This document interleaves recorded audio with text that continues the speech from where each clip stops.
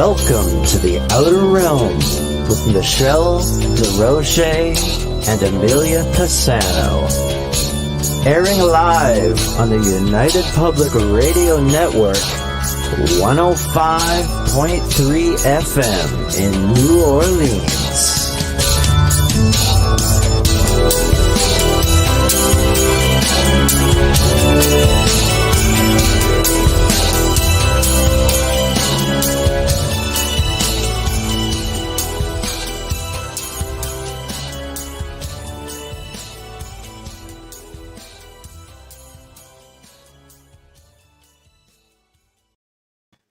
Good evening, everyone. Welcome to the Thursday night segment of The Outer Realm. We are broadcasting live on the United Public Radio Network, UFO Paranormal Radio Network, 105.3 from the Gulf Coast and 107.7 from New Orleans. We are fully sponsored by the amazing people over at Folgers Coffee, who have been a part of our journey since the beginning. I would say, what, Bubbles, 4 years?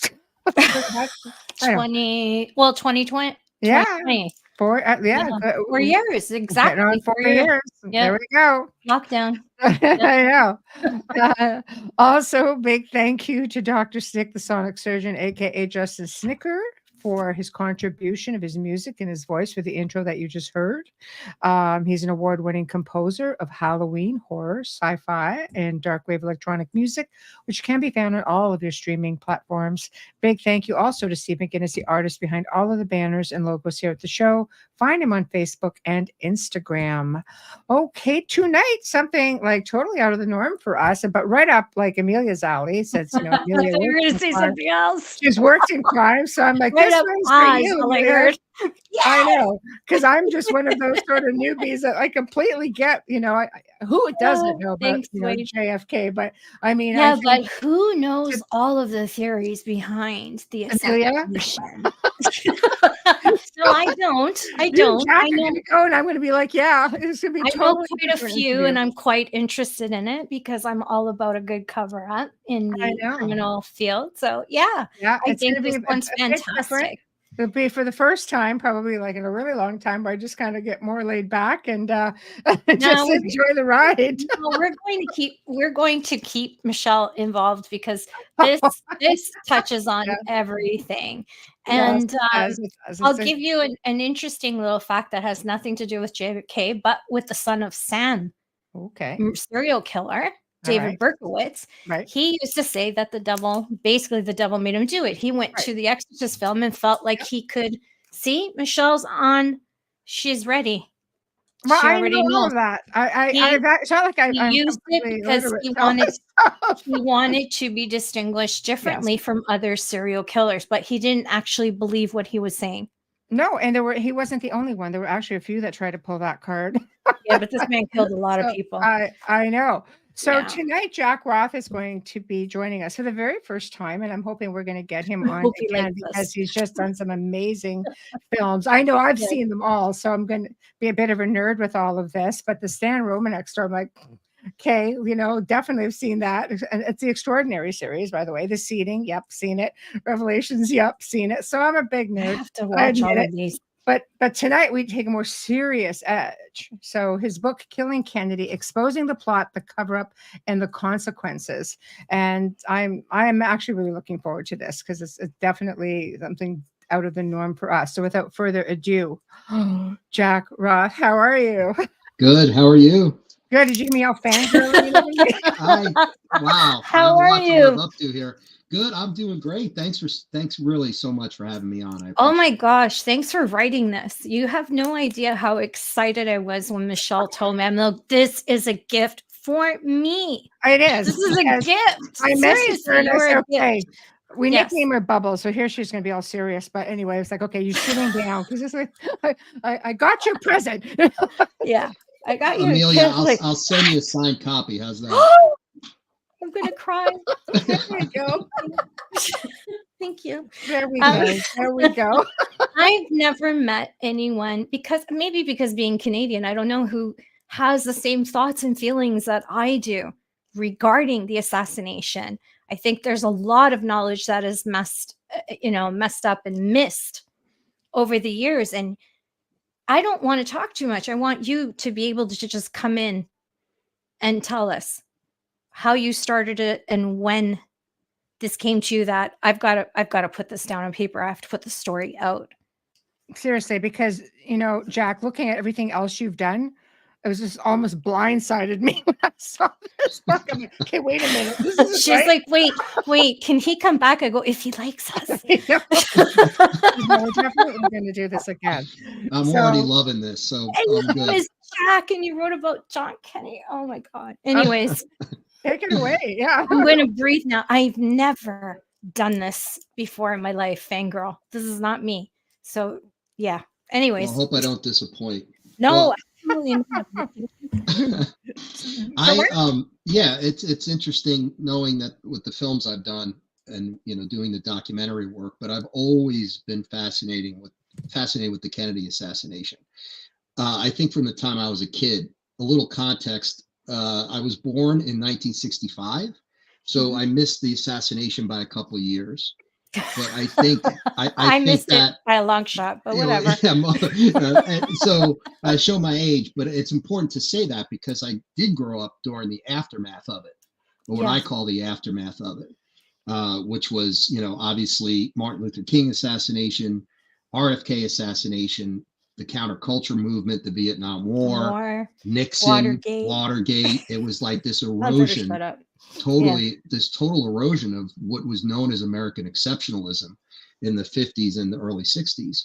So, but I've always been a critical thinker, and I never have trusted, like some generations I think before us may have trusted institutions that they grew up with, and I've never have. And maybe it's a Gen X thing, I don't know, but I just don't take things at face value. So, but one of the things that I remember being maybe 11, 12 years old and knowing enough now at that age to get a handle on my own perspective on the assassination. And the thing that always really bothered me was the fact that Jack Ruby was able to come into that police station and just shoot Oswald in the stomach and kill him. ID. But before Oswald had a chance to go to trial. And why? Well, and think about it, because to me, Oswald was already saying, I'm a patsy. He was, and what I found out about Lee Harvey Oswald, and we'll get to this, was one of the most incredible parts of this journey for me, that I was able to verify some things and really gain a better understanding of who he really was as a person. But so that always bugged me. And then, of course, in 1991, I think for a lot of people, the movie JFK comes out. Oliver Stone does a phenomenal job of just throwing everything on the wall, right? And as he always does. As he always does. Brilliant. Right. He's brilliant. And he actually liked my book, which meant the world to me. I had sent him a copy, he actually read it and liked it. So that was a really incredible moment for me. But so I was always interested, and then I started doing a ton of research. And when you think about it, though, Michelle, like you think about the documentaries I do, it's all about really unsolved mysteries. It's about the truth. It's about trying to get to the truth on things that are kind of that bug you, right? That it's like there's something wrong here. Something's rotten in the state of Denmark. We kind of know it is, but the government's not telling us the truth. It's the same for UFO disclosure. It's the same thing. True. So, but the Kennedy, I just, of course, again, has always been interested. So what happened was right when COVID started, which was actually good timing from the standpoint that, we're all going to be inside for a long time. And for me, that's fine. I'm a writer. And then, all the interviews I did was face to face on like, whether it's Skype or whatever it was, Google. But I sat with people, even not in front of them, but we would face to face, if you will. And what wound up happening is I had a good friend of mine, and he's a hell of a writer in his own right. He lives in England, and his name's Miguel. And we were talking about this because he's into the same stuff. And we're like, we sit there and again, trying to have this objective conversation about the Kennedy assassination. And he said, Jack, if you want to write a book, what would be different about this book than the thousands of other books that have already been written on this topic. And it gave me pause. It made me realize, you're right. I can't just, what am I going to do? There have been people that have been researching this for 50 years, literally. 60. And 60 when it happened. And there are some people who were alive who started doing it back then. So I said, you know what? We started throwing around ideas and concepts, and this idea of why it still matters kept coming up. And the idea of these perpetual ripple effects, that there have been ripple effects since then that are still affecting us today, and it does still matter. So for younger generations, they need to know, because nothing's ever been the same since that day. Since the day Kennedy was killed, everything has changed, and not for the better. So that's where it started. And then one interview led to another. I definitely wanted to, I did it in an interview format where every chapter is a person that I interviewed. And the way I set the book up was to have different sections. Like one section, for example, is my father was in the CIA. And that section is all people whose father was literally in the CIA during that time. Oh. So yeah, and that was, you know, again, fascinating.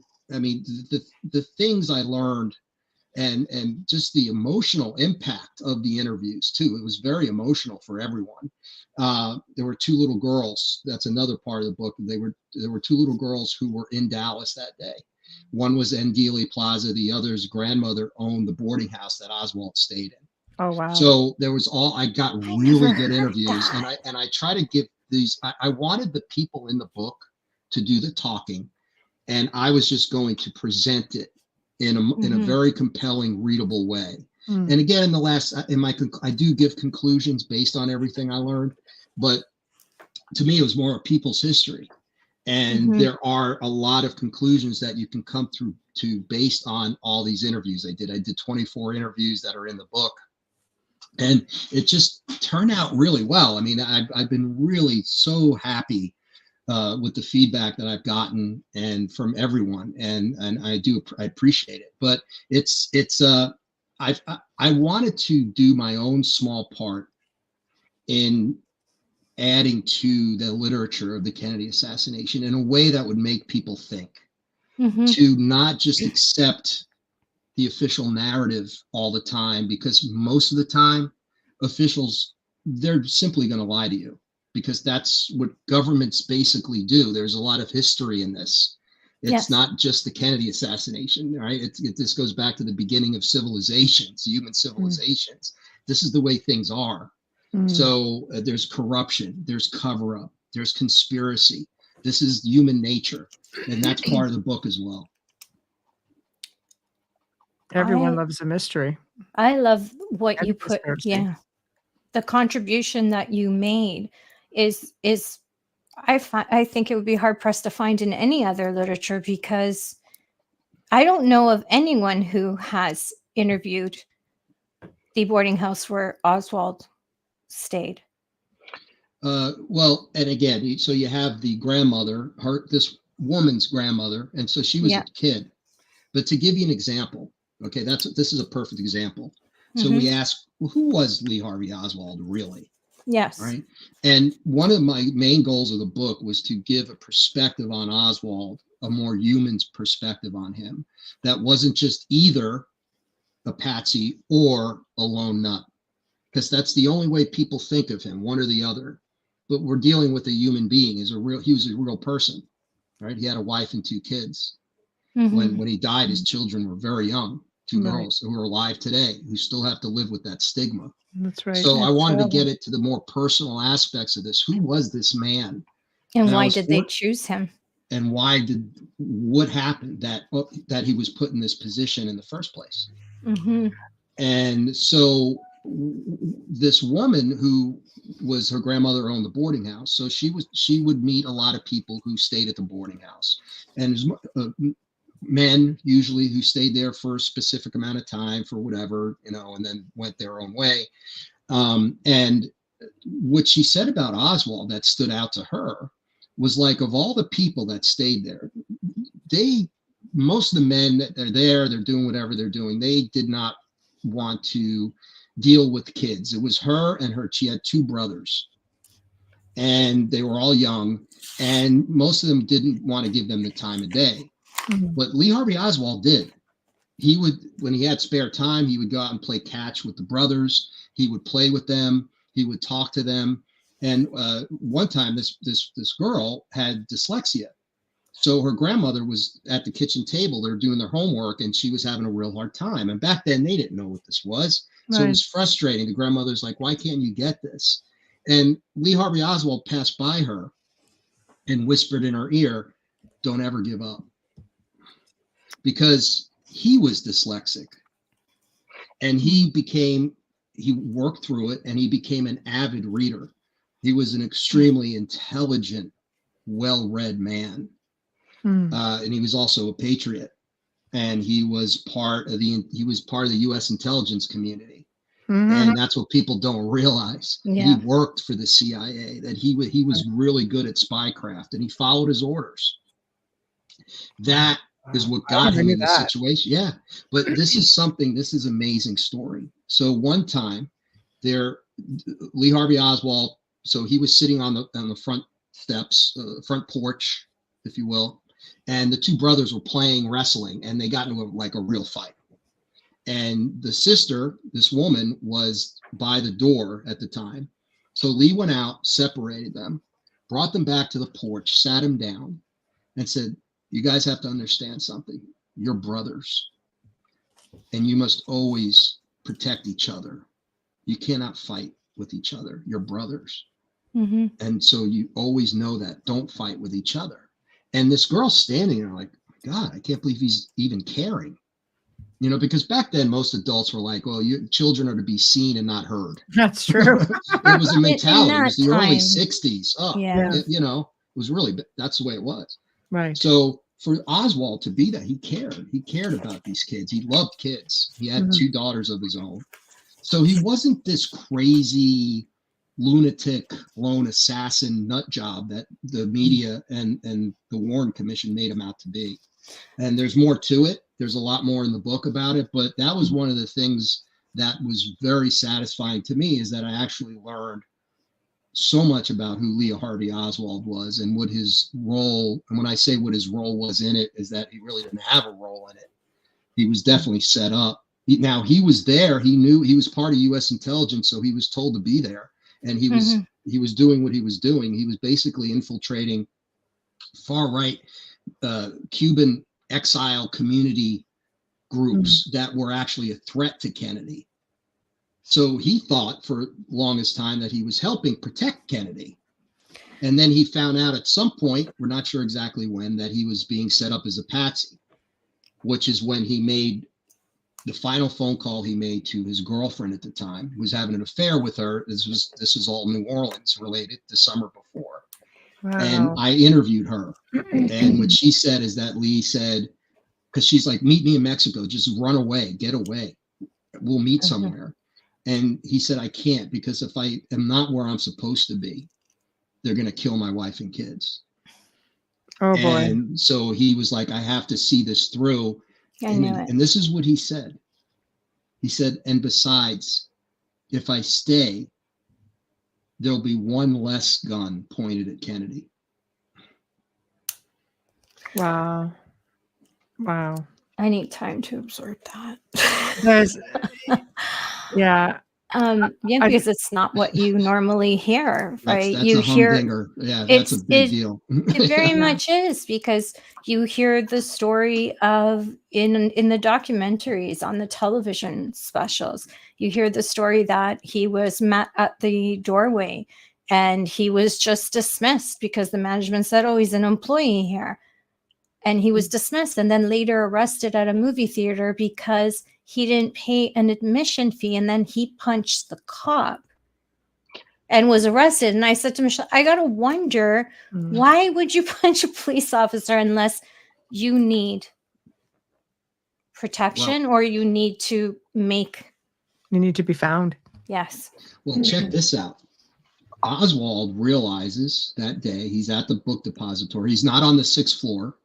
There are other assassins on the 6th floor. He's not there. so he's either down on the front, in the front, like there's that photo that people, again, trying to confirm that's tough because it's blurry, but it does look like Oswald. But he realizes he's smart and he knows now he's in trouble. So what does he do? He goes home, he gets his gun. That's when he runs into Tippit, Officer Tippit. Well, they said there were people there and that they say Oswald killed Tippit, but Oswald didn't kill Tippit. It was someone else who killed Tippit. And here's the thing. What does Oswald do, like any good operative would do in a situation like that? He calls his handler, CIA handler. What does the CIA handler tell him to do? Go to the Texas Theater, we'll pick you up, we'll get you out of town. Mm-hmm. So he goes to the Texas Theater. And the next thing you know, whether he paid for the ticket or not, 40 or 50 Dallas police officers are at the Texas Theater. And he knows, okay, I'm definitely the patsy. So basically they set him up to go to the Texas Theater so they could get him there. They don't charge him with the shooting of the president. They charge him with the Tippit shooting. They bring him in. He's not allowed to talk to an attorney. He's like, what? And you saw the interview with him while he was there. He's like, I'm a patsy. I have no idea what's going on. I haven't been given legal representation. Mm-hmm. He knew exactly what was happening. So the people responsible, and we can get into that, but they see this and they realize Oswald cannot see the inside of a courtroom. We can't have him talk. I think that they thought he would either be killed in the Tippit incident or at the theater, but he didn't. He wasn't. So who do they bring in? Jack Ruby, mobster, up to his eyeballs, right? And the mob is in on this. They're not the main, they assisted. There's a lot of factors in it. There's right? so There's many. a lot of factors, a lot of puzzle pieces. And it's convoluted on purpose. There's misinformation on purpose. It's confusing on purpose. And that's the way that CIA operated at the time. This is the way they went into other countries and did coups and stole elections and did all the things they weren't supposed to be doing, but they were doing it. So they just basically took what they were doing on the outside, and they used to work with the mob. They would hire the mob to do hits because the mob was really good at that. No, it's not the first time. Yeah, right. Absolutely. So you start putting all these pieces together, and then you realize, now listen, in the end, people ask me, oh, who did it? And I'm like, well, I don't know who was behind the grassy knoll. We'll probably never know that because there's been so much, right, that has come out since, and it's all confusion and misinformation and misdirection. For a reason. So, I wonder too if he ever even revealed that he was on the grassy knoll or the gentleman behind the fence. I mean, we have a picture of a hat, but that's all we have. But I mean, that's not something that you would be telling your grandkids at Thanksgiving. Right. No, and the amazing thing about it is these people still today are terrified to talk about it because they know what the people who did it are capable of.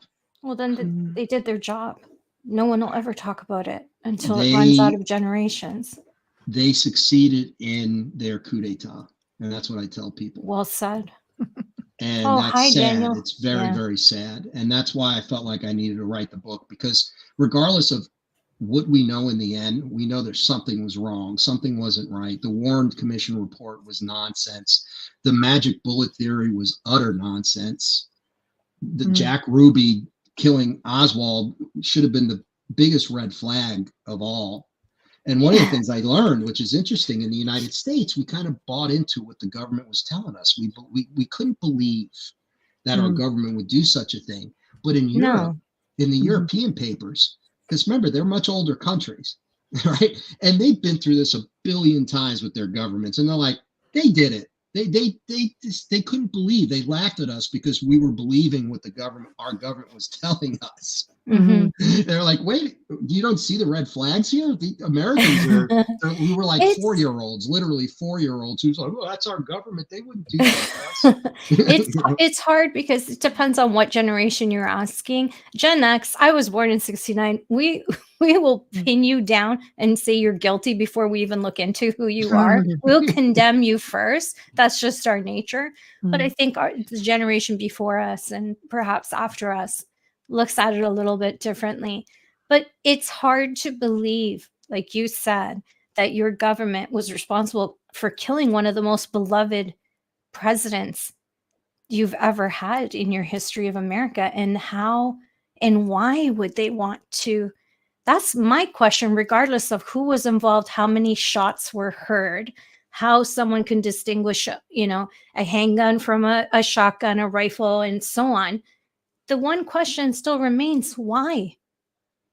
And again, that's the most important question. What's the motive? Yeah. And I go back to what I tell people, and it's a safe answer because, again, I wasn't there. I wasn't behind the grassy knoll. I wasn't on the 6th floor of the pod. I didn't see who was there. I wasn't in some backdoor meeting where they decided to do this. And who was that, right? Who were the powerful men who really made that decision? But what we see and what we kind of know is that, so you have Kennedy. John F. Kennedy was not supposed to win the election in 1960. Nixon was supposed to win that election. And here comes this upstart Kennedy. And they may very well, with his father, with his father and his union connections, they might have stole the election in Chicago and Illinois. Well, his father was a criminal. He was a bootlegger. He was a gangster. He was a bootlegger. Yeah. And so here are these upstart Kennedys. Well, what do you have going on in 1960? So, and this is what I tell people. Who killed Kennedy? It was the Cold War and the times in which he governed that ultimately killed JFK. And what I mean by that is the Cold Warriors. And who are we dealing with when we say Cold Warriors? Allen Dulles, the Allen Dulleses of the world. Right, the James Angletons of the world, the CIA people who were they were part of the OSS before it was the CIA. And they had this. Their biggest enemy to them was Soviet Union. It was communism. It wasn't the Nazis. We defeated the Nazis in World War II, but Allen Dulles and the CIA helped tens of thousands of Nazis escape Europe. It's Project Paperclip, and it wasn't just scientists. It wasn't just Werner von Braun with the rocket program. It was MK. We're talking about like MK Ultra. That's right. Mind control. They were doing this in the concentration camps. A lot of these old school American blue blood elitists, and in the end, that's what we're talking about. Blue blood elitists with a lot of power. Their grandfathers and great grandfathers were the original robber barons. So they looked down on Kennedy's father for being a bootlegger, but their families made their money in just as crooked, if not more crooked ways. But theirs was older. It was much older, and they were from, again, these blue blood. I use the WASPy. You don't hear that much anymore, but it's white Anglo-Saxon Protestant. Well, guess what? People ask me, well, Kennedy went to Harvard. He was privileged. And they were wealthy because the father made a ton of money. They were very well educated.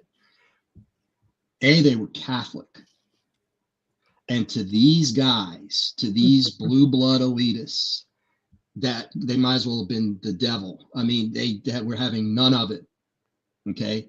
They weren't of the same quote unquote class and breed as these guys were, as these other families were. Because in the end, we are talking about families. Yes. Okay. So they've run the country since the 1800s, since the robber barons. These are the same guys who built the railroads, right? The same guys who owned the banks, the same guys who eventually Henry Ford, right? All these guys. And a lot of them, what they had in common, you read this, is true. They were all anti-Semitic. They were all fascist a little bit in their way of thinking. They hated everyone that wasn't them. And they grow up generation after generation with this elitist mindset of we're better than everyone else. We're kind of living under that now. And we are living under that now. Well, there's no question we are. And that's because in 1963, I think they galvanized their strength. And they sent a very powerful message to anyone who would dare go against them. Not untouchable. And Kennedy got in the office. There was a little hubris there. There was ego there with John F. Kennedy and Robert, he's this attorney general. But we have power. But presidents really don't have power in this country. Eisenhower tried to warn Kennedy of that. Many leaders don't, especially if you're in a democracy or parliament. You're not going to have power. You have a cabinet. Shadow government. You don't have power. And when you think about what Kennedy tried to do, what did he want to do? He wanted to change some things that were just unacceptable to these people.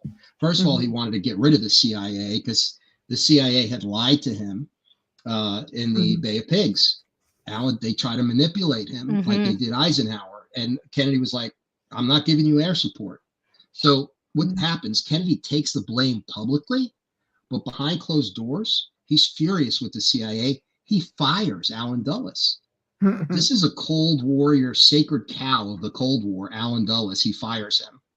That was the first, well, maybe the first or second nail in his coffin, right? So you have that going on. Then what happens the next year in 1962? Cuban Missile Crisis. This is when Kennedy realizes that tens of millions of Americans can die at a blink of an eye. 40 million. Yeah, and he starts to communicate backdoor with Khrushchev, backdoor channels, to say, we need détente. We need to back off on this. We need to work together a little bit. And that's where you hear the things like the Joint Space Program, and he was working with Khrushchev because he also realized this is ridiculous. This is a fool's errand. Millions of people are going to die. But the Cold Warriors in the United States, the Joint Chiefs of Staff, people like Curtis LeMay, again, Allen Dulles, all these guys, right? They don't care about collateral damage. If 10 million Americans die, again, they're peasants. There's still 300 million left. It's a military outlook, though. As long as we survive, because we're the elite. Who cares? We get rid of some of it. It's probably a good thing. We thin the herd a little bit. Right. This is how these people think. And that's what people don't realize is like, you have to understand the mentality in order to understand why and how it happened. I didn't know anything about him firing the CIA. That is phenomenal. He realized what he was up against, and boy, I tell you.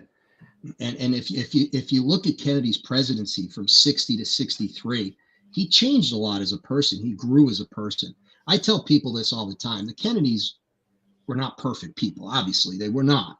And JFK was probably the biggest womanizer maybe who ever walked the face of the earth. And he had a real issue with that. He had some competition with Sinatra. I think there was a competition there. Yeah. Oh, without question. Yeah. They like the same women.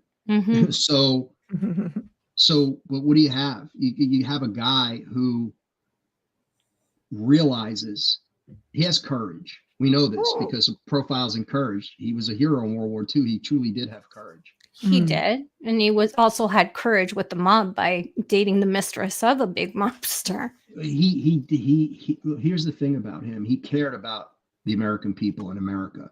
And he saw what was happening and he thought he could change it. And people ask me, because I get into this, and I've talked to some people who say, well, they knew that there was a possibility that they would try to kill him. So did he have this conversation with Robert, right? And say, but, well, they won't do that. I think in the end, Kennedy thought they would never do such a thing. They don't have the gall to do that. Well, they did it. And they did have the gall. And they got away with it thanks to the mainstream media that they owned, thanks to the Warren Commission, which was a farce. Guess who was on the Warren Commission? Allen Dulles. Yes. And then they come out and with Chief Justice Warren were just a team. And the magic bullet theory that Arlen Specter came up with, who was a government shill, was the most ridiculous theory that was ever posited in the history of theories in human history. Is that the one where it takes out 7 wounds with one bullet? If there's more than 3 bullets, then they have a problem, the Warren Commission, because there's a Zapruder film. So they know if there's more than 3 bullets, there's a conspiracy, because the guy, Oswald, couldn't get more than 3 shots off in that time period, blah, blah, blah. Even less. There's no way. And experts couldn't do the shooting up on the 6th floor. So no. So you have this, they have to prove it was just 3 bullets. So 2 were accounted for. So this third one had to do 50 different things. So that's basically the magic bullet theory. This one bullet did all these things, caused all these injuries. Oh, and by the way, wound up being found on the side of a gurney in the hospital in pristine condition. That one just threw me. I'm like, wow, things would be so different now. They would never find that bullet nowadays. That would be gone, long gone. And it would never have been a question. Able to pull it off. No. You know, even if they had that CIA guy or some guy, the Secret Service, some guy put that bullet there, just, oh, there's the bullet. The problem is too much technology now. There's too many cameras. Absolutely. The thing that almost, the thing that almost really got them in trouble was the Zapruder film. So this guy with an 8mm camera, which was the technology of the day for people, he was all excited about his new camera and he filmed it. Right. Yes. You know, but today there'd be everyone in Dealey Plaza would have a camera. So you could never do it that way. They'd be analyzing that stuff for years. They'd still be analyzing it now if they had that then. Do you talk about the frame switch? I've talked to people about that. It's a tough one. I know there's a Zapruder film most likely was doctored because apparently the original Zapruder film, which was sold to Time magazine, which again, if you create the path there and know who was in charge of Time magazine, it was all part of the mainstream media cover-up. So they had to mess with it a little bit because apparently the original Zapruder film clearly shows Kennedy being shot here. And all the doctors at the hospital, when he came in, they all pointed. They say, here was the death injury. This was the death blow. The bullet there was right here. Oswald had to be from back here. So they had to figure out, well, that can't be from here because here's the grassy knoll. The grassy knoll is right there. That's where he was. That's where the fatal shot was fired, was from the grassy knoll. But they couldn't they had to cover that up. So there's so much. And then there are people today still who are like, oh no, Oswald did it. And I'm like, well, why do you say that? I think it's easier for them. Some people just don't want to do the work or or conditioning too, though. Yeah, absolutely. You hear something so many times, people start to believe it. I mean, we've seen that in recent times. We see it in the news all the time. Media is going to be faithful to whoever is funding it, and if it's privately owned, they're going to do what they're told. What they didn't count on. Sorry. No, go ahead. No, I was going to say what they didn't count on. They weren't supposed to duplicate that film, but someone did.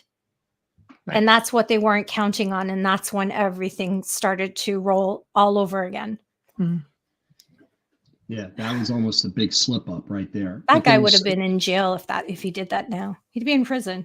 Because that never would have been sold because it would have been counted as criminal evidence. It never would have been released. Well, so much there was when you talk about a criminal case and the way they handled everything, it was a joke. So I mean, they washed the limousine.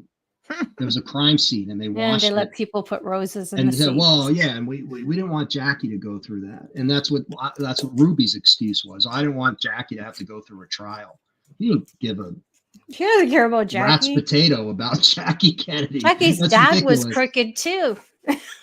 Well, listen, again, you're talking about very privileged people. Yeah.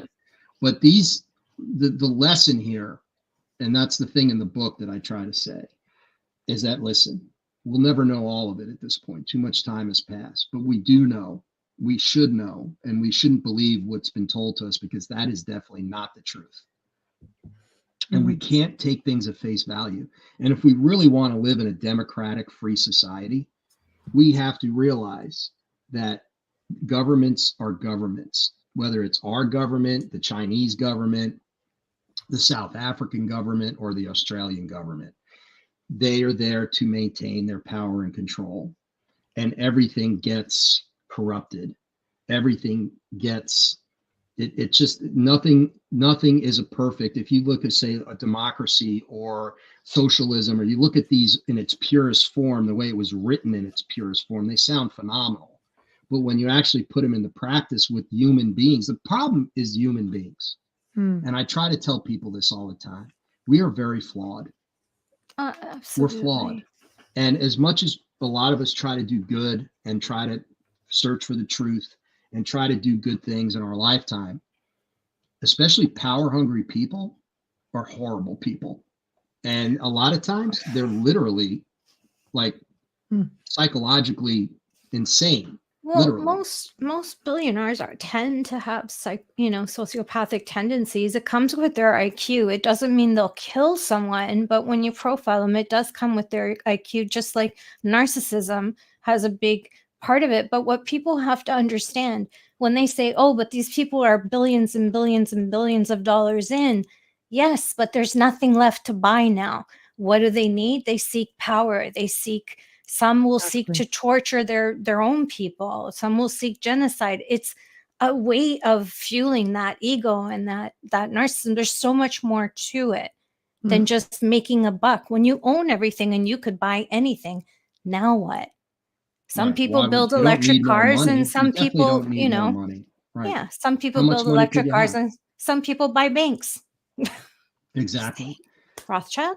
But it's you have to look at it that way. I think for me, it doesn't matter who did it. And when I say why, I know there's a million reasons that they could have taken him out. And I just find it fascinating at how they pulled it off and how sloppy that was. That looked really bad on the US because this is your president. This was allowed to happen. And I think that's where people want to blame Oswald. Right? They want to blame him because he's not one of them, kind of thing. And there's something that I interview some psychologists in the book because I wanted to get a perspective, the psychological perspective, the sociological perspective, because it's important. But when you look at the why people in this country especially accepted what they were being told, there's something known as cognitive dissonance. And like you said earlier, it's easier to think that the lone nut communist Oswald did it than to actually consider that our government did it or elite Kabbalist group in our government did it. Yeah. It's too much to bear because it's like, well, government's supposed to be like mother and father. They're supposed to nurture us. This is what we're taught, right? It's like, oh, it's for more kids. And the truth is that's the furthest thing from the truth. But there's a lot of people, if you're a World War II veteran and hero and Kennedy is killed, do you really you're going to be like, oh, the communists did it. I can deal with that. Jack Ruby just wanted to kill him because he didn't want Jackie to go through they believe that because it's so much easier. And it's a real thing. It's a psychological thing called cognitive dissonance. And there's all these other psychological factors that are involved in why, and they know if anyone knows psychology of human beings, it's the intelligence community. You see the CIA with MK Ultra, they've been trying to control people and the Nazis did it. And this has been going on forever. So, not just trying, they have. Because it's propaganda and propaganda works on a society, especially if they're uninformed or they're not educated the way they should be, or they're not taught critical thinking skills. Our kids aren't taught critical thinking skills. They have to learn it on their own or have parents like me who tell my son, have critical thinking skills, because it's like us. We say, well, definitely you have to have critical thinking, but they don't want an intelligent mass of people in there. They don't want that. They don't want those citizens because we'll challenge them at every turn. But the fact of the matter is that 90% of people just go with the flow. They don't want to deal with it. They don't want to deal with it. And they know that's why they know they could get away with it. And plus a big part of that, again, they control the media. So they control the message. They had to control the message. And they did that as best they could. And they were able to get away with it. So that's even then they controlled the media, but yet people have so much trouble believing they still do. Oh, yeah. The media is totally, I think the media, honestly, and you can look this up. I tell people, I think it's controlled. Almost everything in this country is run by 3 companies. If you follow the money, well, follow the money, but also, okay, well, who owns NBC? Well, who owns Disney? Well, who owns, then you finally get to the Blackwaters or whatever they're called. I have to do more research on this, but there are 3 companies that basically own everything. And that's not a democracy. That's an oligarchy. Yes. And they're controlling the message. So in the next, and once you see it, it's really weird. Once you see it, you can never go back. All of a sudden you're like, the news is nonsense. And you actually see what they're doing. And you're like, wait a minute. So it's fear, fear, fear, fear. You think about the things you're casting stone at their glass houses. That they don't want to not feel safe. They don't want to think that everything is a lie. Divide and conquer. Yeah. Look at our two-party system now. We're at each other's throats. Yeah. I tell people this all the time because sometimes they'll try to get me to go politically on it. And I'm like, this has nothing to do with Democrat or Republican. Mm-hmm. This has to do with divide and conquer. And it's an elite group of people who are laughing hysterically, thinking that the president and Congress actually matter. That's window dressing. I think people have to take it less personally as well. I think you need to look at it as a business sense right now, especially after the economy crashing the way it did after everything. And everybody's struggling worldwide. They're struggling. Mm. I think you really need to, you've got a country that's going into election. We do the following year. Italy just had theirs. Thank God they brought someone in with smarts and power. She's mighty fierce for a little person. Like she's short like me.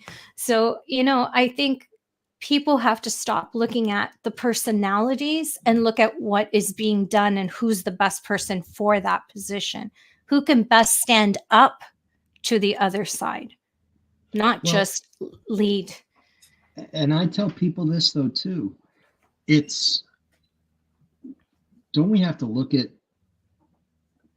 morality a little bit? Don't we? It should matter that we care. Mm-hmm. It should matter that we care about other human beings. It should matter that we're good people. It should matter that we try to do the right thing every day instead of the wrong thing every day. So if there's politicians, because of the way our system's set up, it's all about money.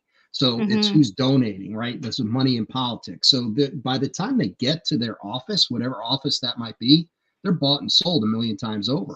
I think so too, because I always say they go in as good people and they come out as politicians. Correct. And they come out a lot wealthier. And there's the few that are different. And those are the ones that usually get shot in the head. And we haven't seen an attempted assassination since Reagan in the United States, correct? Yeah, I think you're right. I think that was Reagan was the last attempted one. Yeah, because Ford was that was Squeaky Fromme trying to kill Gerald Ford. And so Reagan. Yeah, Reagan. I'm shocked at that, actually. But you know what? Well, it had nothing to do with politics. It had everything to do with Jodie Foster. Well, or so we think, right? So again, what's the mind control element here that we're talking about? Do you ever? I find this funny, and I this is not something that I'm putting out there as a fact. That's something that's whatever. But I just find it interesting that all these assassins of important people all have 3 names, not 2, 3 names. Think about it. Wow. John Wilkes Booth, Lee Harvey Oswald. That's a different conspiracy. It's like, why do we have to know their middle name? What is that? And just in case you confuse them with the other Lee Oswald on the street. So I'm thinking, well, yeah, Lee Harvey Oswald as opposed to Lee. It sounds better. But there could be a psychological element to that we're not even aware of. Well, if you go into behavior analysis and you got to go back to childhood, that's a whole other conversation there. That's something I do a lot of. That's something that, that's a whole other show. If you understand humanity, if you understand human nature and you understand history, I think you can you have a better grasp of why things were the way they were, are the way they are, and could be the way they could be. That's why I say don't take it personally. You have to learn from it. Yeah. You have to learn from the things and understand that human nature plays a big part in it. And unless we evolve, like really evolve, I'm talking about metaphysically evolve. That's right. Okay. Oh, and become truly at a higher vibrational level. And we stop thinking that money is the king of everything. All right. Until we get rid of that 3D, way of thinking where our ego controls everything we do. A lot of people. No shoes. Yeah. And we have to get past that. Mm-hmm. Absolutely. And until we get past that, we're always going to have major corruption at all levels of government, from local to national, and then from beyond these international organizations. Mm-hmm. Look at FIFA. That with this. I don't know if you're familiar with soccer, but they had. I'm Italian. Yeah, I am too, by the way. I don't have an Italian last name, but I am Italian. No, I have a really Italian last name. So I love soccer. And when they awarded, what was it? The Arab country was in the summer, and it was like 130 degrees. Yeah. And it was like, how could they award them the World Cup? It was all, and it came out, it was all fraudulent. It was all a take. They were all on the take. They all lined their pockets. I think some went to jail. Because you wouldn't be able to play in that weather anywhere else. People were dying building the stadiums because it was so hot. They changed it to the winter, but they were building them in the summer, and people were dying. Do you think they cared? No. Care about the almighty dollar. Right. I think getting back to what you were saying, as far as enlightening and becoming, like raising your awareness, I think it comes down to a consciousness thing. As long as people have fear, then it's going to be a lot harder to get them to that point. And I believe the powers that be are well aware of that, hence why they keep the people fearful. I think Kennedy was one example of showing them that no one is untouchable. I like the fact that you made Oswald a bit more human in this whole process, because he seems to, have been lost in there. I think people have just directed so much anger towards him that they didn't stop to think, amid all of these conspiracy theories, that maybe this guy really had no choice. You start threatening your family, that makes it really, really difficult. Yeah. People have done more to other people for a lot less than that. So I like that aspect of it. Guilty or not, the fact remains is we don't all start out that way. What happens in the middle? We're compromised. And then once we're compromised, you got to do certain things, or you have to be where you're supposed to be. I talked to other intelligence operatives, the children of, who were there. One woman whose father was in Dealey Plaza that day, and he used to do photography. He was in the Naval Intelligence and then the CIA. And he said, Oswald was on my team that day. We were supposed to be taking photographs of Dealey Plaza. We were all told to be in a certain spot. People didn't know why they were told to be in certain spots, but it put them there. I heard that one. And then someone said, and they said, like, what they found out a couple of weeks before, that they were being set up, and they found out what was going to happen. And one of the guys on their team committed suicide because couldn't handle it. Yeah. And that comes with fascinating interview. And that comes with the whole theory of CIA agents were changed out at the last minute. It's like, no, if they were changed out, they always knew they were supposed to be there, because you do have to practice that. That's a rehearsal. You don't just go in there. And I found Clint Hill, who was the agent who jumped up on the trunk of the car after that fatal shot, and the scalp goes back, and Jackie Kennedy's getting up on the car to grab what fragments. I couldn't imagine what was going through her head. And I would imagine, like, for me, when I see that, I think she's thinking, oh, just put it back, because that's someone you love, right? In shock. And as an empath, it kills me to watch it. I can't watch that loop over and over again. Clint Hill has so much trouble speaking about it because he feels so responsible. He said, they keep asking me, did you hear more than 2 shots? Some people heard 3 and 4 shots. And he says, I was on the back of the car. I heard the 2 shots. I ran up. I was on the car. I didn't hear anything after that. Right. So I think a lot of people that weren't in on it were perhaps as dumbfounded and probably used for that as well. Because if you're close enough to that trauma, chances are most people don't function well, regardless of your position in your career, whether you're CIA or not. They would have to go back through some kind of, wide awake hypnotherapy. Kind of like, I don't want to use Criminal Minds as a reference, but it's a BAU reference where they'll take you through in a quiet room, in a dark room, and take you through the moments. But now he's too old for that, if he's even still alive, with that kind of. Right. That's hard. And they also know how people are going to react to being in a combat zone.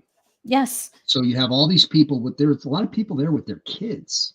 Yes. And all of a sudden you hear shots. Some people look over, they see the president's brain get knocked out of his head by a bullet, blown apart. People go into shock. The people who plan these things understand how people are going to react in those situations. And it was They're perfect. not going to know if there was 2 shots or 500 shots. No. Because they're going to be all like, the last number was 4. Yes. Yeah. But on their sound bites, when they connected all the sound bites, there was 4 shots, but 2 were considered just handguns. Like, that could be, and you're in Texas, that could be anyone. But well, that's all. Like, listen, the bottom line there is there were most likely 3 teams. Yes, 3 shooters. I believe in that as well. I agree with you on that one. Not that I would disagree with you on anything, but I agree with that completely. I feel like they were brilliant. You're in a crowded place and families, and what happens? You hear shots and everybody scatters. Very easy to walk away. Right. And very easy to walk away. Everybody's running. Nobody stopped anyone to get any witnesses. Nobody. They just let them go. All the front lines were going because we got to take care of our president. And they know that. And the assassins literally shot the grassy knoll, gives the weapon to another guy, which is part of his team. He folds the gun up because it's foldable up, puts it in a thing. They walk. There's railroad tracks there. And Lee Bowers, one of the witnesses that said, I saw some weird stuff on the grassy knoll. Yeah. And he dies a couple years later in a weird car accident. There was a lot of that going on too. If you were a witness, if you were in the wrong place at the wrong time. There was a lot of people on that overpass. There were people on the overpass, but there were people, and again, you have this confusion that's created. But there was no one better at this at that time than the CIA, because this was modus operandi for them. They were doing this all over the world. They were putting together coup d'etats in all these countries in Central America, South America, Africa, because one of the things that Kennedy wanted, and people don't realize this, he wanted all nations to be sovereign. So all these third world countries, that whether it's South America, Central America, Africa, he wanted them to grow and have their sovereignty. Well, that's the one thing that the CIA didn't want, because the CIA made billions, and American companies and organizations and the very wealthy and powerful, right? These corporations, they made billions of dollars by exploiting these countries. They exploited their natural resources. They exploited them in terms of war. I mean, think about how much money was made in Vietnam, and then Cambodia, and war games, as they say. And there's still people dying from Vietnam. War is profit. Period. Yeah. War is profit, and who gains the most in a war? Right? It's definitely not the young kids that are dying on battlefields, or the civilian casualties in Vietnam were over 1 million. Mm-hmm. So, but they were making money. The more bombs we drop, the more money that General Dynamics and Bell Helicopter and all these other, big companies, organizations, and corporations, the biggest in the world. And then who owns stock in those? Think about who owns stock in those organizations, in those big corporations. It's all these elitist. Again, you go follow the money. That's right. Always. That's right. And that's why they wanted their Vietnam War. Kennedy was not going to give it to him. Lyndon Johnson was. Mm-hmm. Mm-hmm. Yeah, I agree. So I want to back up again just a moment. We have these 3 teams. What was it about Lee Harvey Oswald specifically? He's just like low man on the totem pole? Was he just like, you know, Lee last Harvey one Oswald, hired, first one to go? Like what exactly? Why him out of everybody? Lee Harvey Oswald was part of a false defector program that was run by William Harvey out of the CIA. Okay. That's when people say, well, he defected to Russia. He's a communist. Well, he was an intelligence agent. He was a spy. So it was a false defector program. They pretended to defect, but the whole time they were gathering intelligence for the United States. Right. So Oswald goes there. He meets Marina, marries her. He gets back into the country with hardly an interview. I mean, you don't do that. I mean, at the heart of the Cold War, you're not just saying, okay, come back. He's come back with his Russian wife because she's a threat, because she could be a Russian spy. Oh, that could do it. Yet they let him in the country because he was part of the program. Mm-hmm. So what they do is, and then there were, okay. Some people I've spoken to have talked about the fact that they planned what they had to cover their bases. Mm. So this assassination, there were 3 of them planned, and it depended on where things went the right way that it was going to occur in that city. One was Chicago, one was Tampa, and one was Dallas. Right. Okay. The one in Chicago, Kennedy was supposed to go through Chicago in a motorcade. The Secret Service got a telegram from a Lee, an informant, an inside informant by the name of Lee, telling them that there was going to be an assassination attempt where these Cuban nationalists, these exiles, wanted to kill Kennedy, and they were going to do it. They canceled the Chicago motorcade. That's Lee Harvey Oswald, because Lee Harvey Oswald was infiltrating these Cuban groups, and he had done it in New Orleans, and now he was doing it in Dallas. When he was told to go to Dallas, he was given a job at the Texas School Book Depository by his handler and put in that building for that purpose. So Oswald thinks he's meeting with these people from the Cuban community, and he's meeting people like, he knew Jack Ruby. He knew him. They knew each other from New Orleans because it was all the Marcello. There was that mob connection. Right. So he's doing his thing, and he's saying, okay, I'm infiltrating. I'm doing my job. I'm a good soldier, and I'm doing this. And so what winds up happening is, as this starts to take shape, they realize Dallas is going to work. It's Dallas. They had patsies lined up in Chicago and Tampa.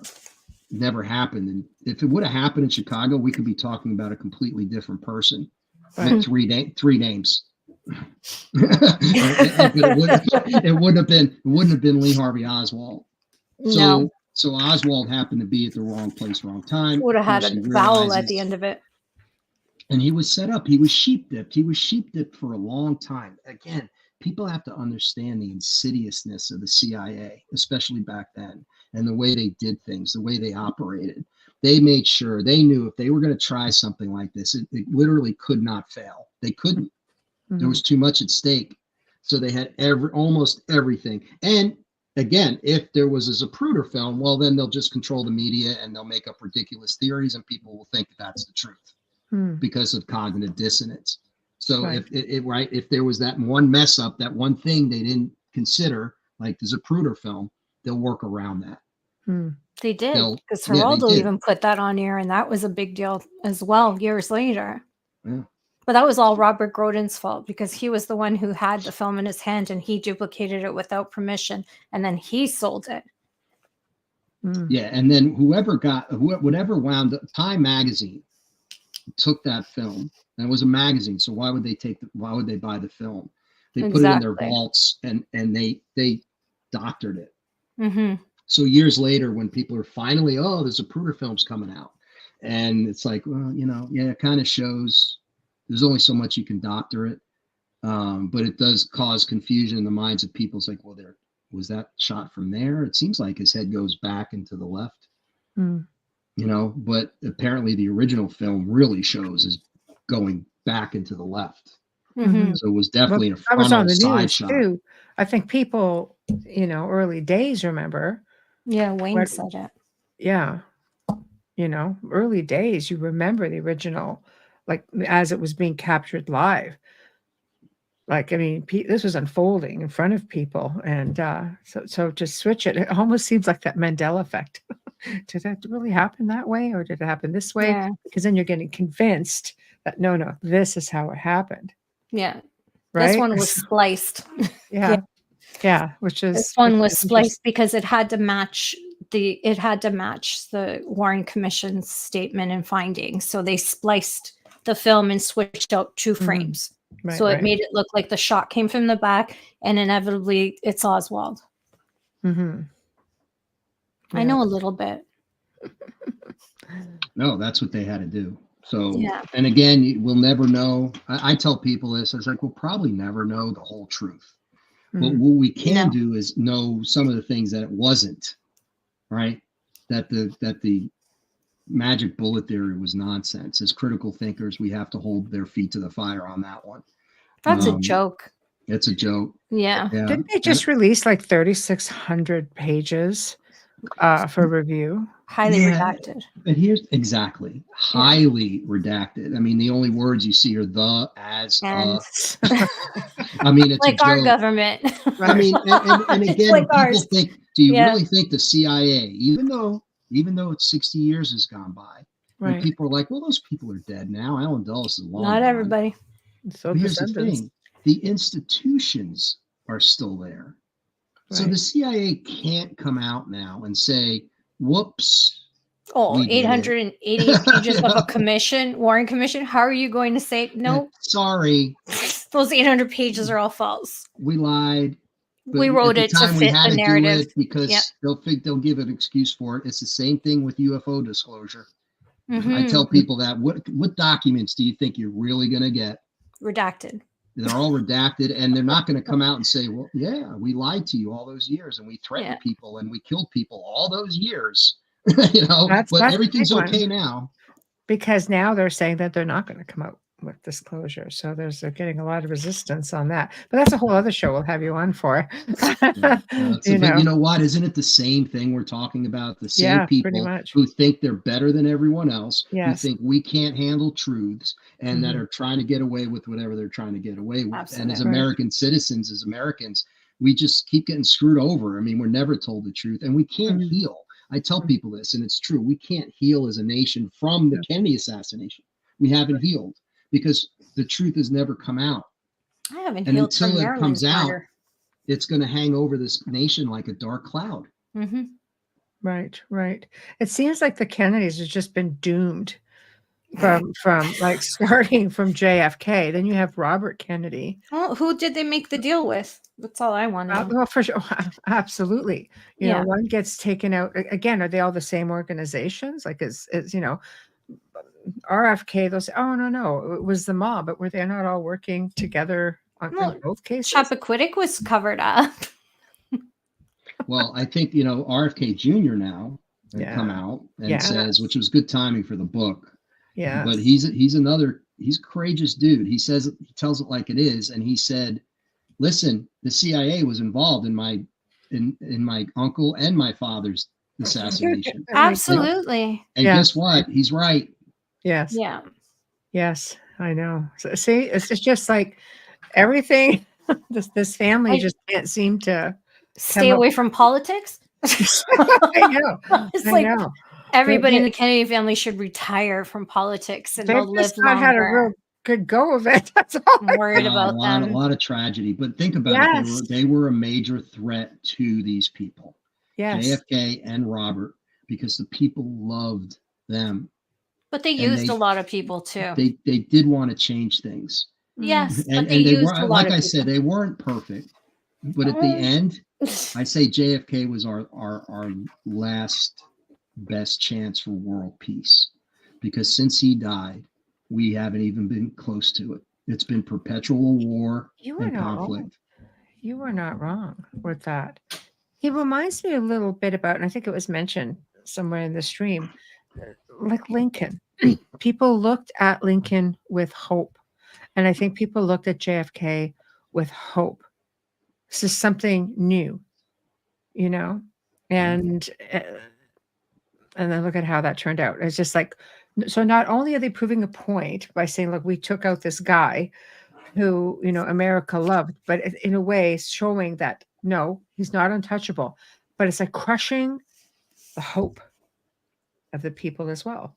Correct. It's psychological. And think about Lincoln being killed when he was killed. It changed, you know, Reconstruction. Yeah. And things were worse for the freed slaves than they were when they were slaves. I mean, because then the Ku Klux Klan was running wild. You had the Jim Crow laws. That it turned into a disaster, which is what we're still feeling today as a country, because things went wrong in Reconstruction. If Lincoln would have lived and been able to maybe finish his that term, right? And because after him was all corruption, right? It was Andrew Johnson instead of Lyndon Johnson. That's weird. Right. They're not going to kill the corrupt ones. Yeah. They don't kill the corrupt ones. They take the good ones before they can do anything. They have to take the ones that are, you know, Gandhi was assassinated too. People forget. Yes. He didn't die of old age. No. You know, Martin Luther King. Well, he wanted peace. What's wrong with them? Yeah, because people they want peace. You know, I'm being sarcastic. Humans, honestly, I've come to the conclusion, and I know this is terrible, but human beings are just awful. I have very little faith in our future, and I hate to say it, but unless we evolve, like we're talking about, I mean, really evolve, then reach that next stage of our quote unquote evolution or evolutionary journey to become galactic citizens. We talk about this with the documentaries all the time. If I were an ET and I was looking down here, I'd be like running for the hills. I'd be like, don't go to the bad neighborhood. Keep going. To do with these people. I know. Are you kidding me? Yeah. They don't play well in the sandbox. Keep going. Yeah. But then there are some of us who really do want to be better.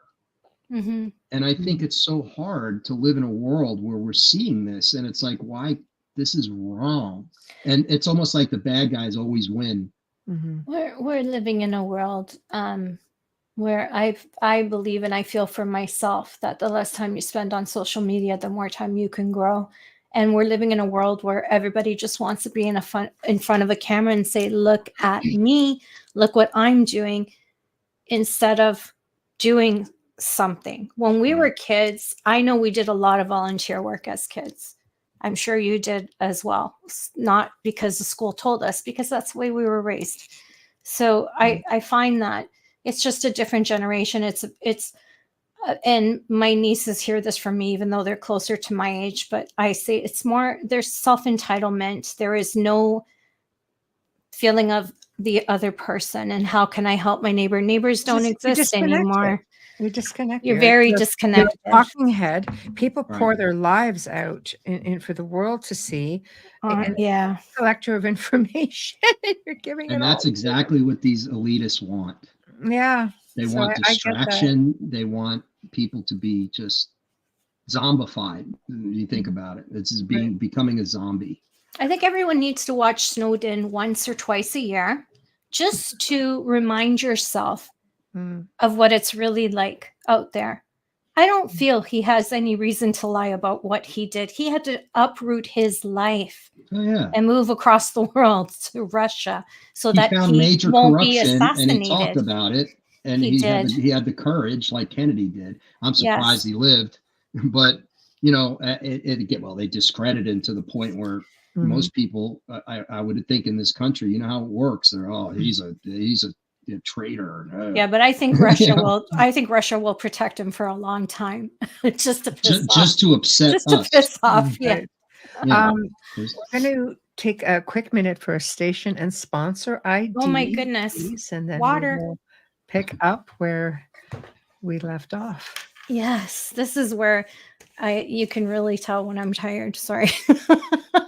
That's bad. I'm so into this. I don't want to stop.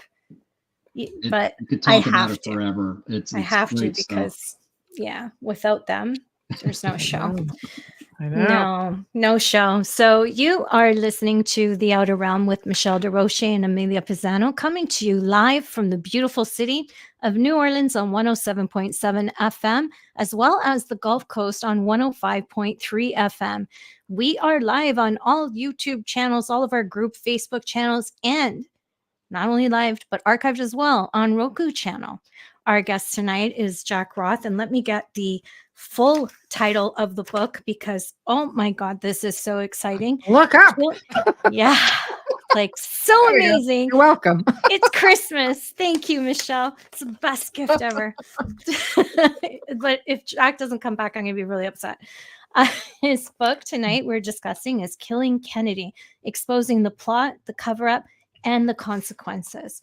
If you're just tuning in, don't worry. You can stream us on our archives on any platform that you normally use. Simply search United Public Radio and then The Outer Realm to find us. Remember to click like and subscribe. Add us to your playlist so you never miss an episode, and kindly share us with your friends and family. I'll say that 100 times. Kindly share us.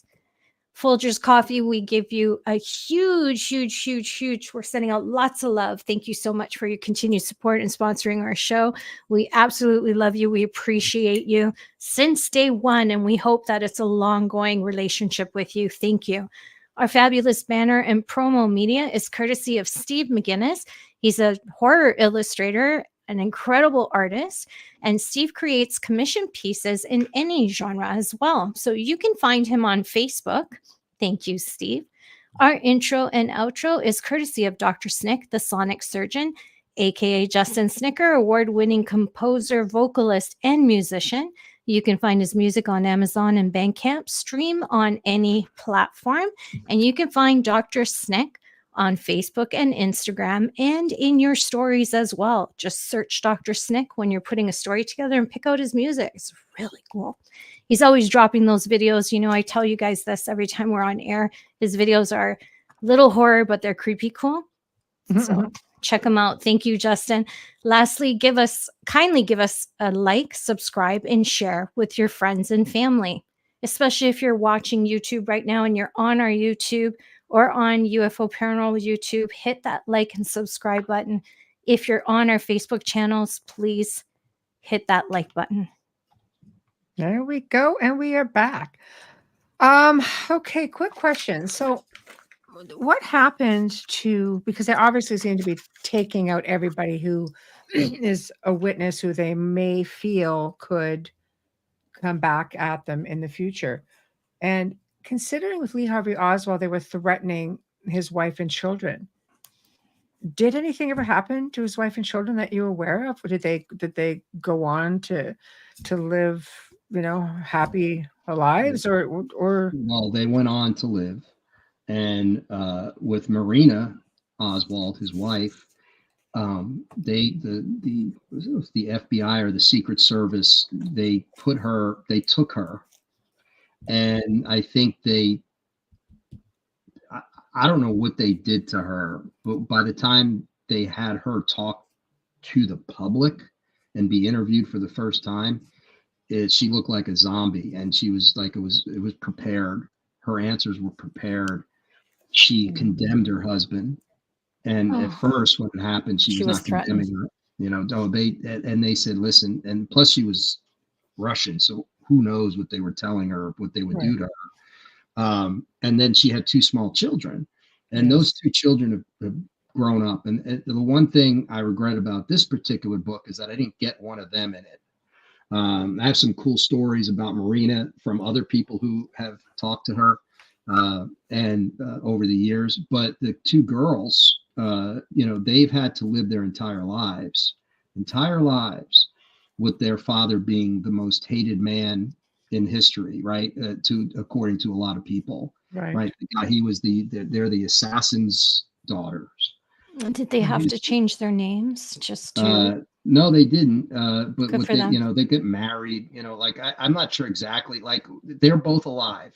Yeah. And I was thinking about doing a volume 2 of this, but that would be my big get on that. I would love to interview one of them Because and it would be, they were so young. It's not like they're going to tell me anything about what happened then, but they can tell me about what their lives have been like.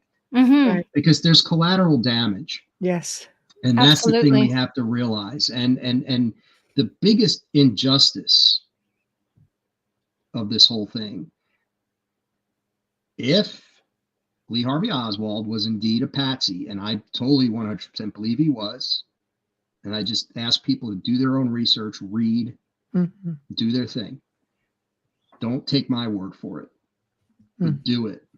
And when you realize he was a patsy, that was the biggest injustice to all of this, is the smearing of his name and his legacy, and his wife and his children have had to deal with this their whole lives, and especially the children. And it's wrong. It's wrong. And the only way we truly get past this, he needs to be exonerated. The truth needs to come out, and he needs to be exonerated. And people need to come and they say, he didn't do it. But who has the power to do that? I mean, the Kennedys, you can't look at anything without their permission. And then you've got the CIA that's not going to give you anything. There's no one can on do this. It. The people that did it could have done it, but the CIA now, again, the CIA could come out now in some of these redacted documents and say, Oswald was one of ours. He was there, but it was a conspiracy. And there were other shooters. Now, would they say he was one of the shooters? Maybe. To keep it so it's not, maybe that'll help their lie a little bit, to say, well, he was one of them. So there were just others, because it was a conspiracy. They didn't even check him for GSR.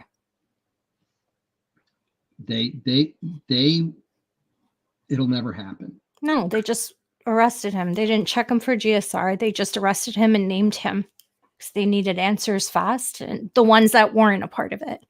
There were things about him that were in the papers so fast that they knew it before it happened. Yeah. So how are they getting this? The CIA is feeding the mainstream media information about Lee Harvey Oswald before the actual assassination occurs. Yeah. So that, and they're putting it all out there.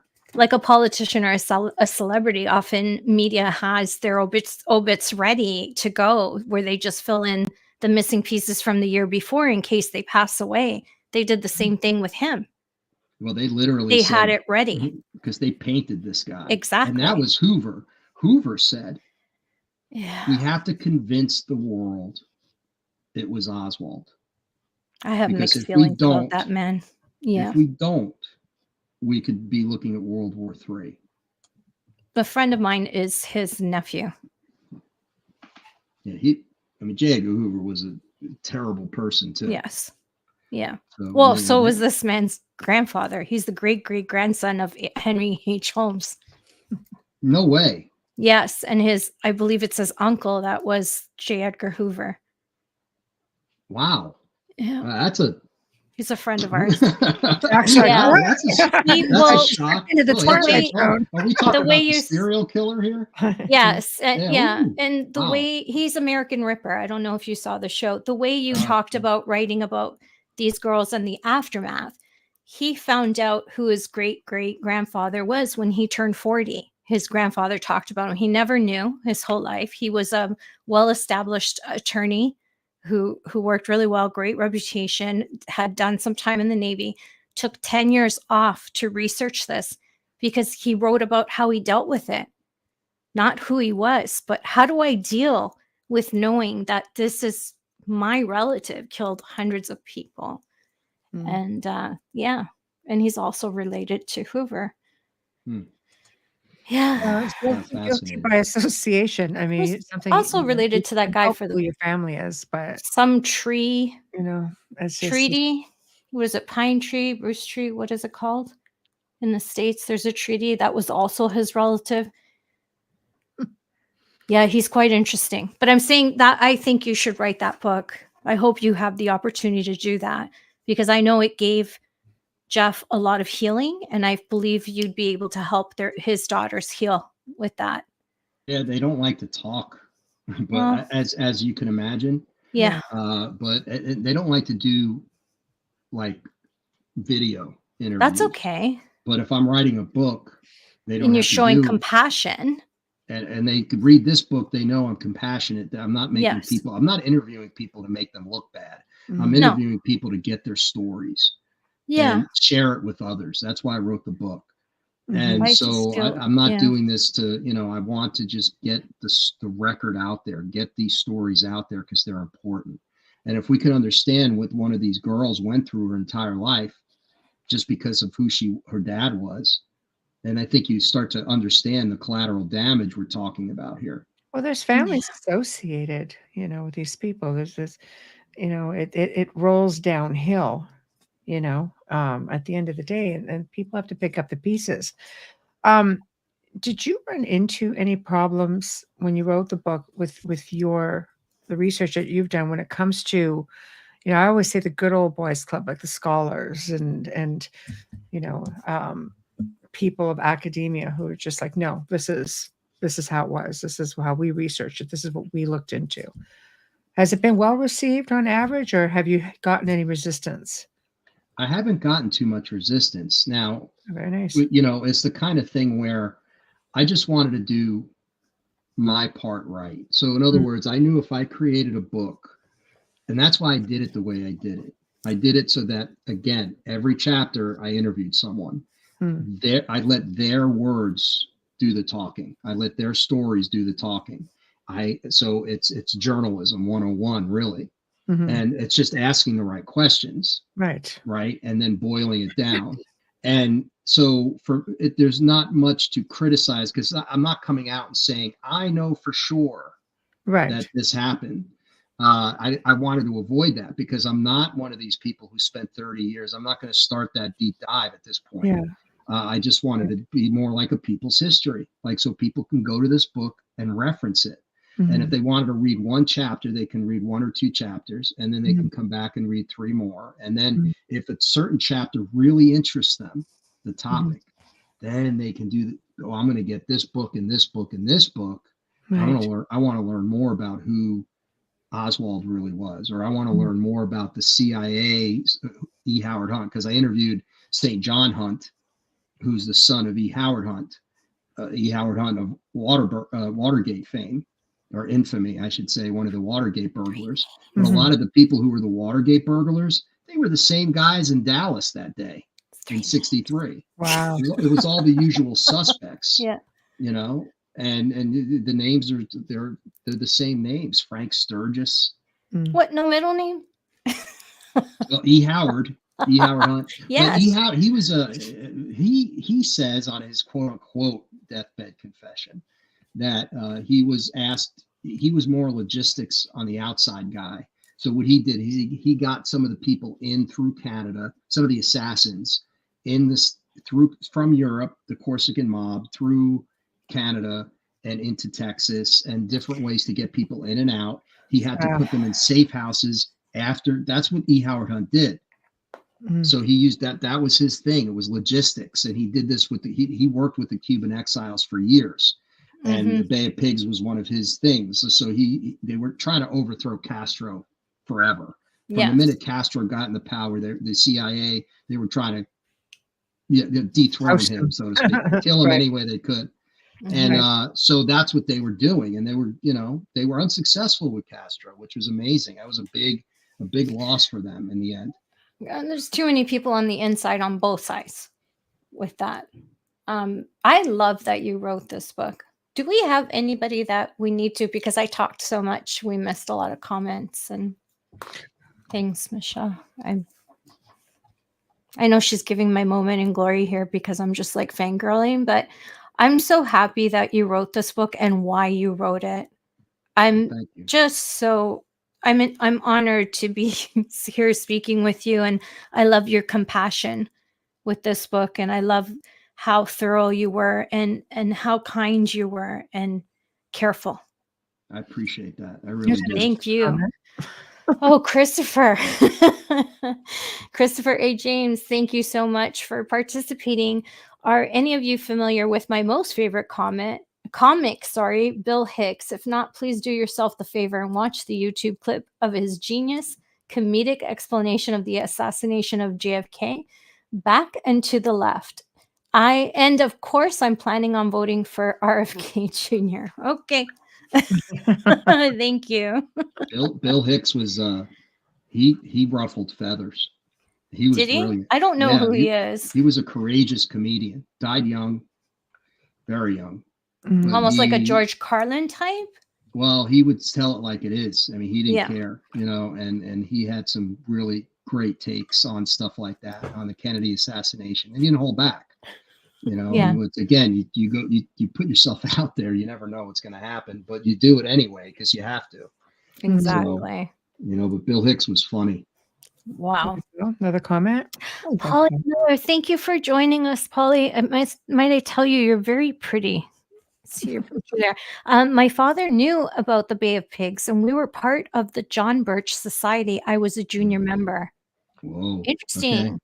John Birch Society. Johnson was part of it too. Yeah. Well, Johnson, I you know, we didn't talk about Johnson. One of the chapters, I interviewed this guy who spent a lot of years researching Lyndon Johnson, and he was definitely part of the cover up. He knew about it because it was all the Texas oligarchy. It was all his Texas oil friends. Right. Texas was the most corrupt state. Well, maybe Louisiana, but Texas. Ooh, you want to talk about a good old boy network? They were so corrupt down there, it was ridiculous. And the Kennedys were ready to get rid of him. They were ready to put him up on charges. They didn't want him to run again, to have him be the VP. And he was so dirty, Lyndon Johnson. And you got it. It's not enough time to tell about it, but about everything he was about. But one thing for certain, you want to talk about psychological traits. He was all of those. He was a narcissist. He was a sociopath. He was a psychopath. He was a megalomaniac. All these things. And there's Dan. I wanted to do a shout out to Dan. How you know Dan? Yeah, he's been on our show a couple times. I was going to say, do you know who his grandfather is? Yeah. Jesse James. Dan's awesome. H.L. Hunt. And here's the thing about Dan, and you should get him on to talk about this. He's been on. And I know he's been on. Oh, I'm sorry. He had to deal with a lot of these Texas people in his research, right? So he's telling me about H.L. Hunt. Hello, Dan. and he, you know, all these, like he met one of Lyndon Johnson's cronies. Who was it? Billy Solestis, who was the crookedest, the most horrible human being. But he met him at some funeral, and they're all very interested. Yeah, it does hit home because they're all incredibly interested in Dan's family story, and it makes you wonder how far does this go? What do these people know? You know, you talk about the John Birch Society. Boy, I'll tell you what, that is the conservative think tank of all time. That is an uber conservative. You look at who's in the John Birch Society over the course of its history, and that's a little scary. So, that again, this is all related. Right. It's sort of scary when you think about it, just how deep the rabbit hole goes and just how long it's been going on for and how long it will continue to go on for. Comment from Wayne. Hi, this Wayne. Was funny, actually. That's true. He writes, in the normal world, once you reach a certain age, you need to leave your job because you're not as together as you were in your years. But with the president, you need to be a fossil to get elected. Look at his photo. And apparently have dementia. Hilarious House of Frightenstein, yeah. Like Methuselah. He's a writer. He's an incredible writer. That's so funny. There we go. Another one. Yes. No, Heather. Heather, it's always such a pleasure listening to Jack Roth. He's so knowledgeable and really makes you think outside the box. Yeah, well, definitely. You, and I love your photo there of Breaking Bad. Oh my goodness. Always nice. We have the best audience. Yeah, go ahead, Amelia. No, I've got nothing. I was like, I've got nothing. I got nothing. Nothing, honey. No. So, what's next for Jack Roth? I think you should do a film about this and interview these people if they'd be willing to. I think it would be outstanding. No kidding. Someone who's my publicist, I call her my publicist. She's awesome, Stacy. She's been helping me get on shows like this and helping me promote the book. She thinks it would be a great either documentary or even like a doc series. And I never thought of it that way. Mm. I guess you could do the interviews, and it would definitely be a great documentary, because it's definitely a certain approach to it. And I can get enough of the people who were in it to interview. It would be a really good documentary. And as far as Kennedy goes, like I said, sales have been pretty good. Publisher, I have a really good relationship with. There could be a volume 2. I hope so. Because there are enough people. I could easily interview 20 to 25 more people, and it would all be very compelling interviews. I'd take it even further. And like I said, if I can get one or both of Lee Harvey Oswald's daughters, I think that would be a major coup for me. And for the book, because I think that would be incredibly insightful. All I wanted for this book was that it was insightful, and that there were things that people didn't know about that would come out because of these people's stories. And that's all I could ask for, and that it would be readable and compelling and put together well. And I think I accomplished that. But I would definitely do a volume 2. But as you know, we have some documentary projects also coming down the line that we're trying to put together and develop, as well as a screenplay. So, but I know I'm coming back on the show. I think we're going to talk about UFOs. I'm not sure. But, you are, and if you're not, you will be. No, yeah. That's Michelle's favorite. I think we have it set up for next month. Did John Kennedy go on a UFO? People ask me that. Coming back March 20th. That's right. March 20th. People ask me. The day after my birthday. Another gift. Did John Kennedy die? Was he killed because of what he knew about UFOs? And I never put the two. Like, this I've was a heard separate that one thing. from one of our guests, I think, said it. And I think, here's what I think, and that I think it's safe to say, is that presidents since the 1940s, since Roswell, let's say right after World War II, which is the modern era of UFOs. Right. After we dropped the bomb, I think so everything changed after Roswell. Yeah. Right. And I think that presidents, some knew more than others. Eisenhower, I think, knew a lot. And the incomings are always like, what do you know? What do you know? I want to know. And depending on who you are, I think someone like George Bush Sr., because he was the head of the CIA, knew an awful lot about the UFO phenomena and the cover up and everything. Yes. But I think a lot of presidents just want to know more, Nixon and because knew a they think they have the power, but they don't have that top secret clearance, believe it or not. No. These things are so top secret and so just the dark projects that the president, they'll tell the president, it's need to know. You don't need to know. He's a temporary employee of the government. He's a temporary employee. Yeah, and he doesn't have the power. Yes, he has this perceived power, and there's power in vetoes, and there's power in some of the things he can do or she can do. Hopefully there'll be a she soon. But when you think about the true power structure of this country and the world, president, not as high as you would think. They always say he's the most powerful person in the free world. No, he's not. He's a figurehead. That's all. He's a figurehead. Yeah.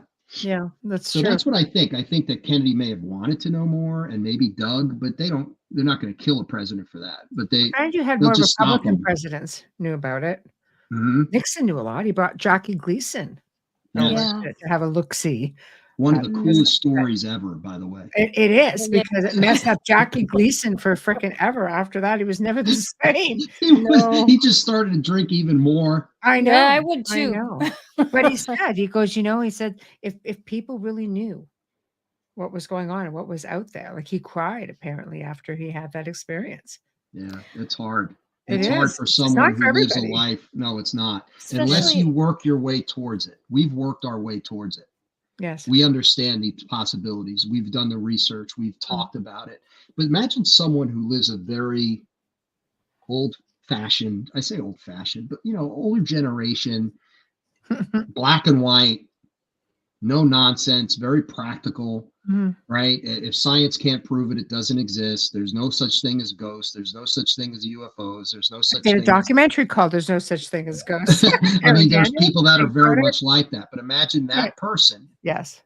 Yeah. Now all of a sudden seeing an ET body in a tank in Homestead Air Force Base.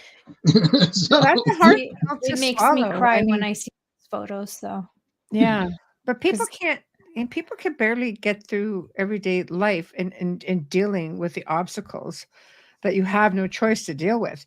It's hard for people to get, well, especially people of that time, to get their head around something so like far out there. Now I think because we have computers, we have the internet, everybody's got a cell phone, people are becoming a little bit more relaxed about it.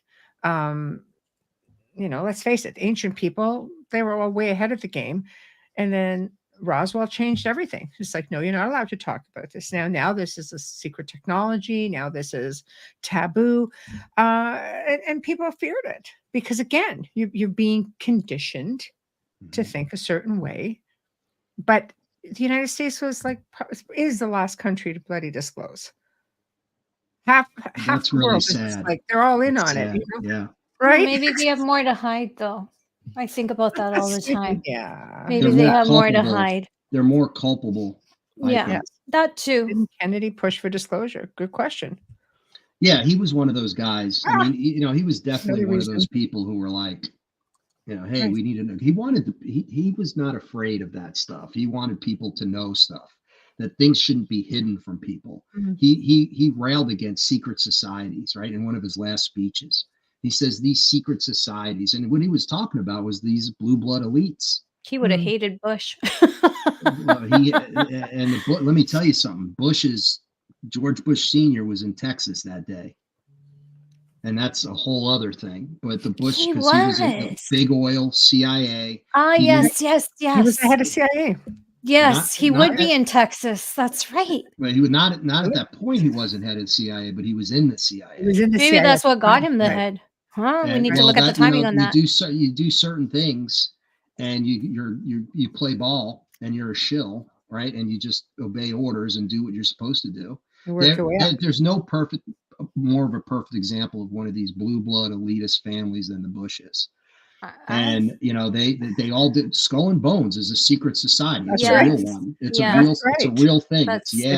Junior's in that. Goes back hundreds of years. The amount of power the people who are in Skull and Bones have had over the years in this country is horrifying. Because they keep the power contained within themselves. That's why they don't want this upstart Kennedy Catholic dude coming in. No. They didn't want any part of that. They always want. Why do you think it's taken so long?